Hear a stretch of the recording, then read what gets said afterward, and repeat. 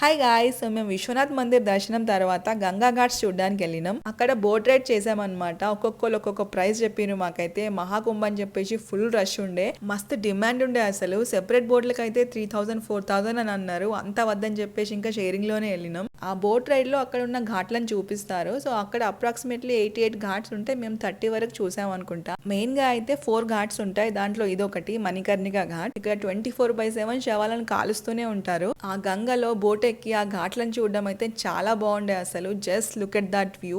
వీడియోలో మీకు చూస్తే నార్మల్ గానే అనిపిస్తుంది, బట్ లైవ్ లో చూస్తేనే ఆ ఫీలింగ్ మనకి అర్థమవుతుంది. వారణాసికి వెళ్తే మాత్రం చాలా పాజిటివ్ ఎనర్జీని ఫీల్ అవ్వచ్చు మనం. ఇది లైఫ్ లో ఒక్కసారైనా విజిట్ చేసే ప్లేస్ అన్నమాట. మీకు ఛాన్స్ దొరికితే మాత్రం తప్పకుండా వెళ్ళండి. గంగా ఆరతి మాత్రం మిస్ అయినా, బట్ నెక్స్ట్ టైం వచ్చినప్పుడు మాత్రం కంపల్సరీ అటెండ్ అవుతా. ఈ వారణాసి లాంగ్ వీడియో ఆల్రెడీ నా ఛానల్లో అప్లోడ్ చేశాను. చూడని వాళ్ళు ఉంటే ప్లీజ్ వెళ్ళి చూడండి. And for more videos please do like, share and subscribe to my channel. Bye.